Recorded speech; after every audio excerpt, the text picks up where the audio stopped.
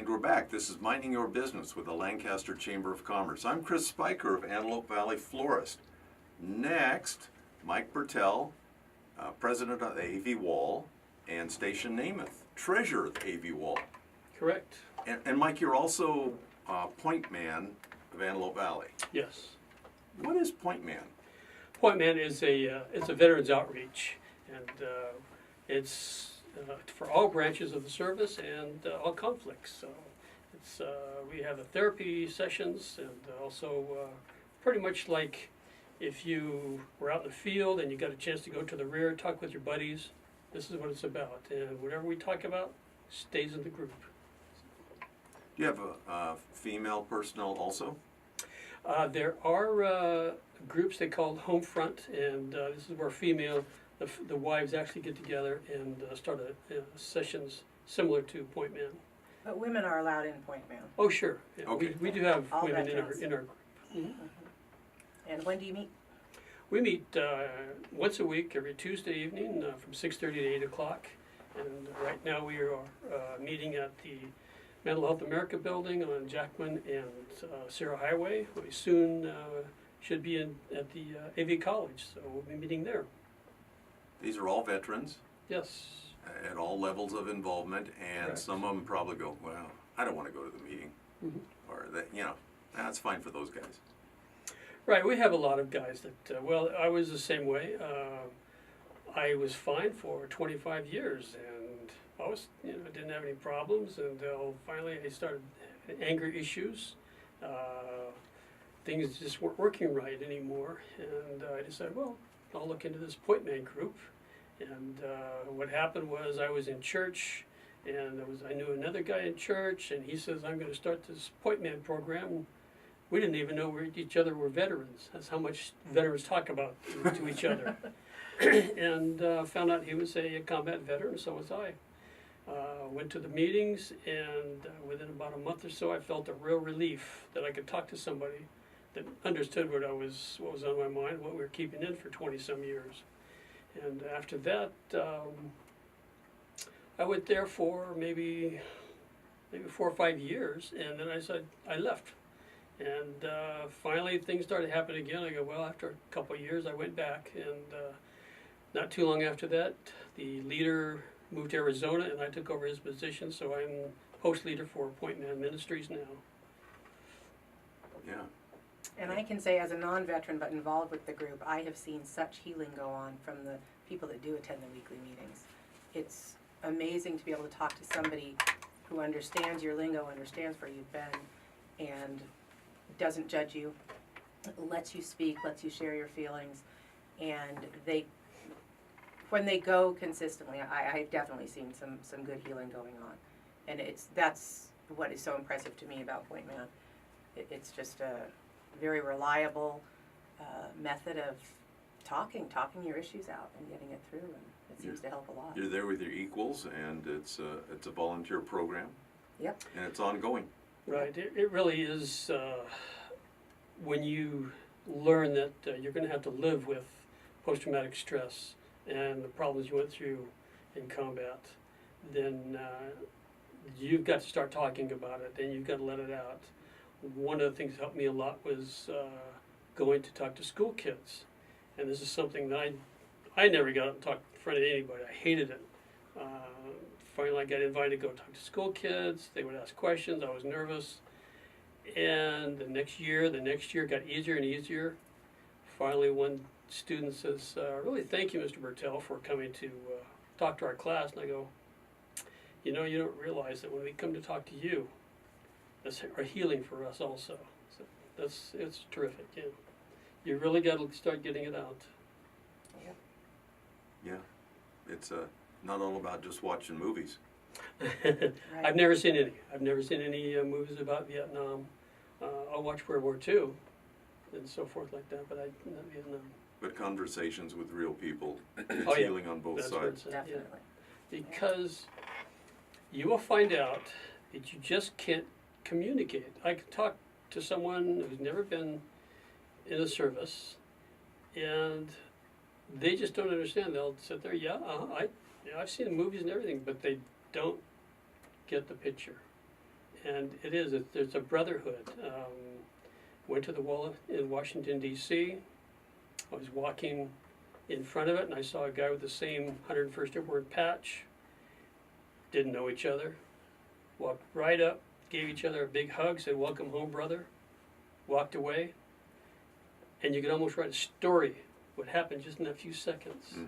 because you know he knows exactly what you went through. Exact same thing. And I've met a couple of World War II veterans that I really became good friends with.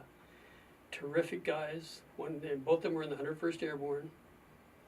It's a brotherhood, and it's just so terrific too. I mean, I admire these guys so much. It's just beautiful, to know what they went through.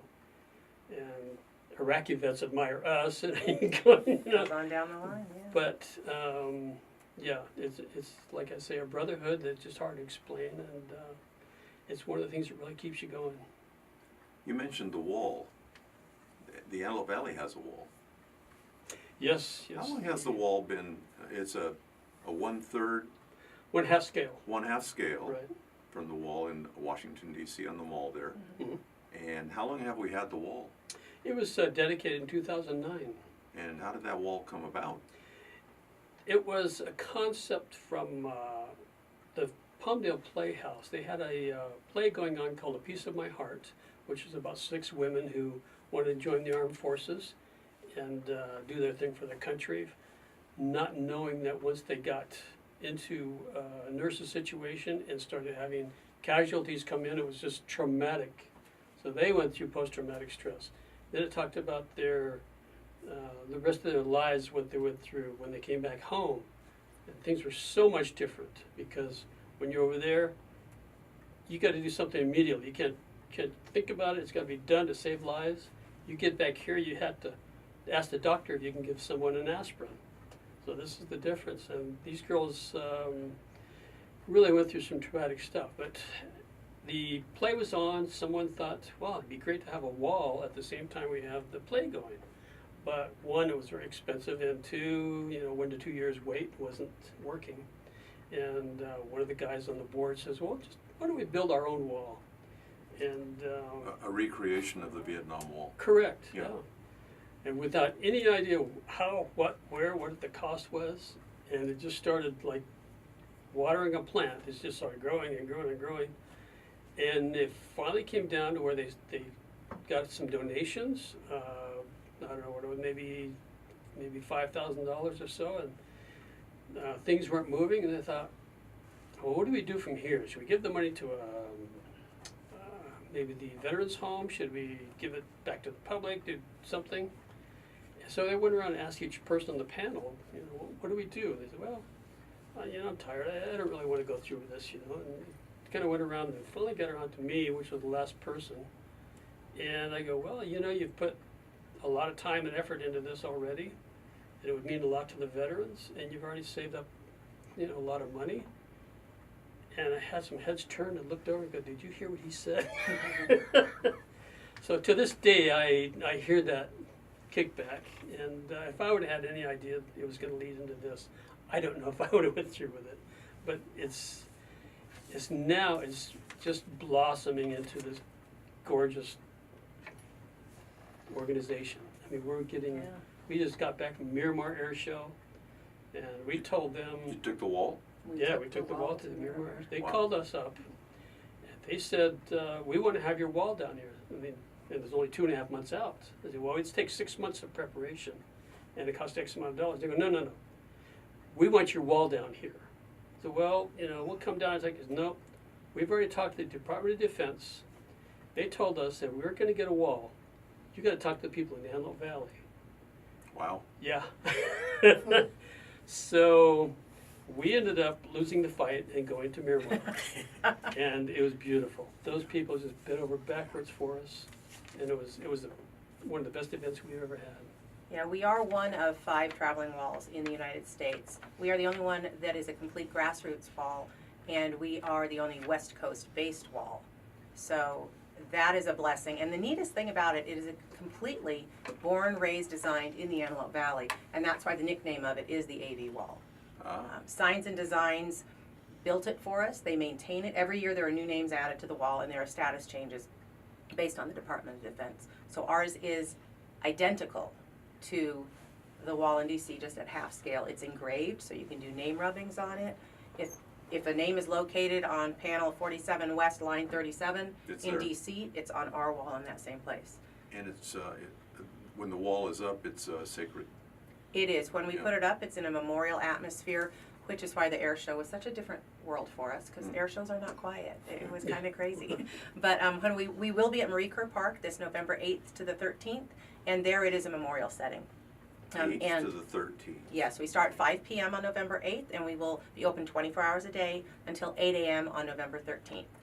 And we will have an escort on November 8th, leaving Life Storage on Palmdale Boulevard, and it will be traveling the wall in its trailer to Marie Kerr Park, the amphitheater.